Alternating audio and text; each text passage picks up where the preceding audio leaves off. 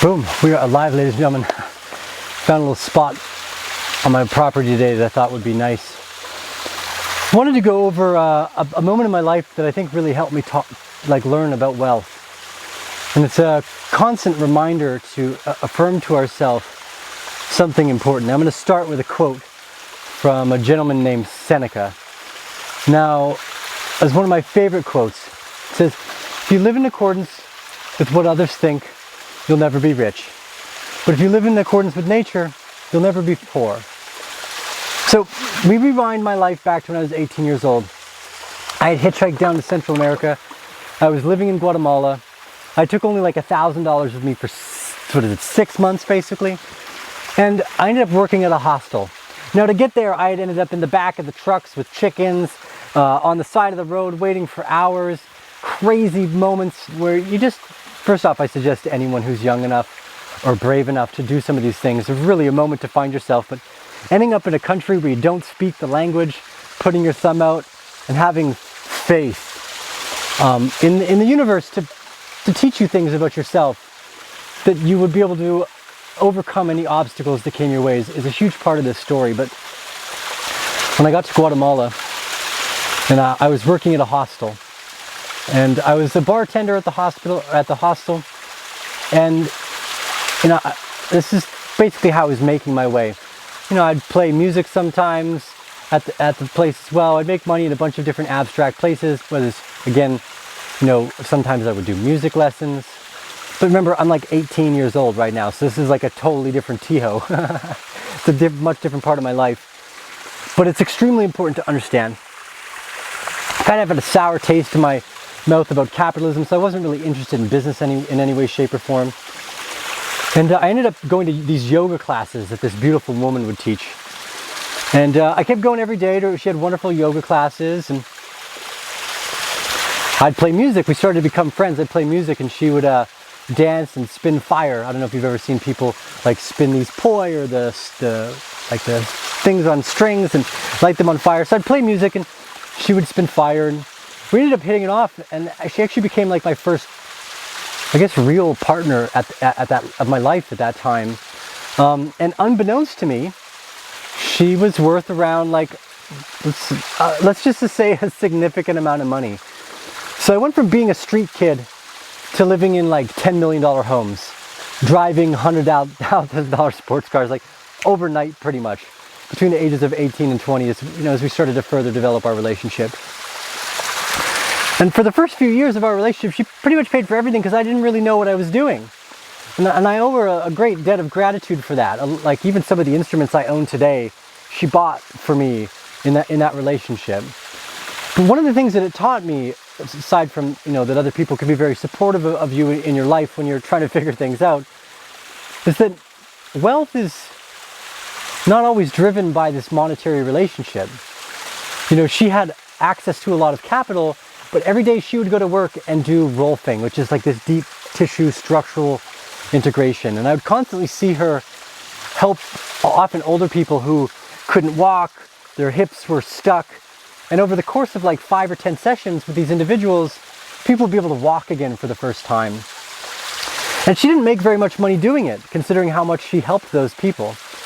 But she always would show back up to work and help people because it made her feel good about her life. And she was providing something valuable and was of service to other people. And that was such a primary driver for me learning the lessons that I have now. And one of the things I also started to do was get used to what wealth or richness was. We had all access to all this money. Well, where did we end up? In nature all the time. Well, what do you do when you have a bunch of money? You go camping, right? You take the vehicle out, you drive out of the middle of nowhere, you lay under the stars, you light a fire. We had access to be able to do whatever we want, and we spent most of our time doing yoga, playing music, and hanging out in nature. And for me, that's never changed. We separated maybe about 4 or 5 years later. My fault, young, silly man. We had a good time. She was very kind to me. She, multiple times, she would bring other women into the fold too. Like, I'd be hanging out in the shower, just as a quick recap, I was a little bit of a rock star. I'd be hanging out in the shower, all of a sudden before you know, I got 2 naked women in the shower. So she was very kind to me. and a very, very beautiful woman. Anyways, the point of this is, wealth is not about the monetary aspect specifically. It's often about the way you appreciate life and what you're interested in. I've always been interested in things that don't really cost a whole lot of money. So as I started to develop my own business and I started to find ways to accrue my own capital, it was really easy for me to save. I had nothing to spend it on. What am I going to buy? A $5 t-shirt that has an elk on it? I like buying books so I can write stuff in. So I ran out of things to buy even, basically, too. I own 2.5 acres of property here. But more importantly, what she taught me the most was that wealth starts in your mind. It starts in your perception of how you perceive life, the level of gratitude that you have for things around you. Now, there's always these funny quotes, and I agree with this too, like, oh, they say money can't buy you happiness. They just didn't have enough money, this type of thing. Money can solve a lot of difficult problems that most people run into in life. But what makes you happy is not always something that's going to cost you any money. In 2019, last year, or 2 years ago now, I guess 2020 was a write-off, I was in Bali with a bunch of what I consider some of my best friends. And every weekend we would go dance at these ecstatic dances. Basically, a bunch of hippies dancing around a fire. We drink cacao. You know, we spend time where you walk up and you meet people. So they would do these little rituals where you'd go up to an individual and you would look them directly in the eye and you'd say, "Hi, well, who are you? Like, what are you interested in? I think you're beautiful." And you would just say nice things to each other and you would ask each other questions. This reflection of self, of what's important and the depth, it costs like an $8 entry fee for for these little dances, right? But through these dances, I ended up meeting Naval Ravikant. So for those of you that don't know who Naval Ravikant is, look him up. He's a gangster. He started a company called AngelList, which specifically focuses on like venture capital. And Naval was like, "Hey, look, it's great to meet you. We got along really well." He's like, I got something for you to try. I want you to try meditating every morning for at least 1 hour.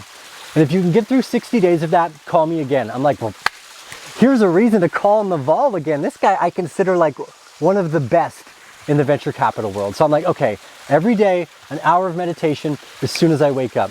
And I started doing it. And I got to day about 33 of the meditations and I get a message from Naval. And Naval's like, "Hey, how's your meditation going?" I'm like, "Oh, I've been killing it. Thank you. The first week was rough, but now I love it." And he's like, "Well, I've got an opportunity. In about 5 days from now, we've got one of our swamis, which is like an Indian, let's say, guru of some kind." He's like, "We want to offer you a blessing and invite you to join our meditation group." So I excitedly show up to this group meditation with Naval Ravikant and his friend circle. And it was twice a day.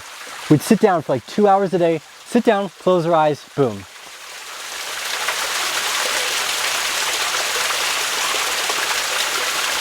Two hours would go by, and every now and then I'd open my eyes and I'd see these other rock solid individuals holding shit down, right? Eyes still closed. Oh shit, close my eyes. Like, these are the people that are doing really well, right? I want to keep up with the gangsters. And then we'd leave. We'd come back at 4 p.m. and do the same thing. Sit, boom. Just let life happen around you. It cost me nothing to do that.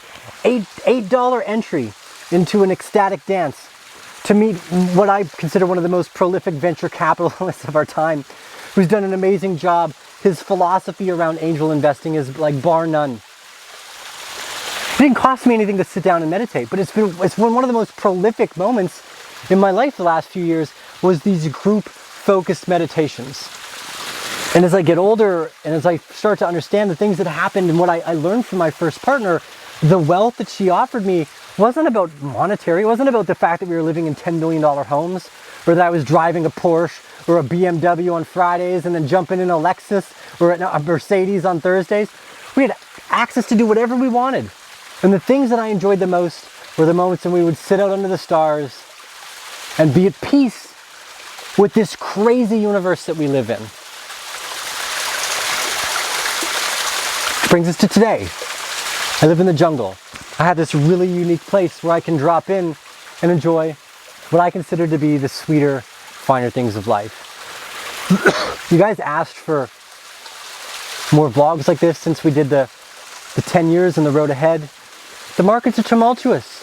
Price goes up, price goes down. This waterfall on my property here, I do not care what the price of my property goes up or down to. This is priceless to me.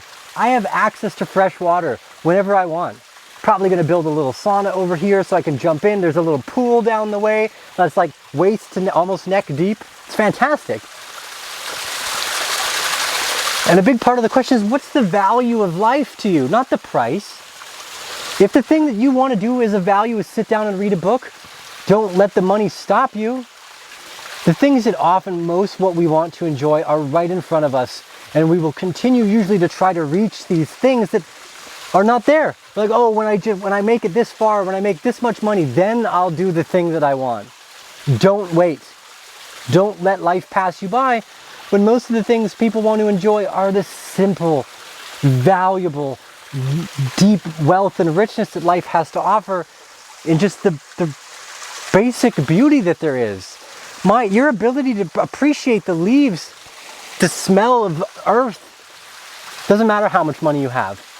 If you learn how to do that, the wealth and richness that you're looking for is right around the corner. Anyways, it's T with the Arcane Bear. Thank you for joining us on today's episode. This was a fun one. I hope we're still recording. Otherwise, that was a long talk for no reason, right? Haha.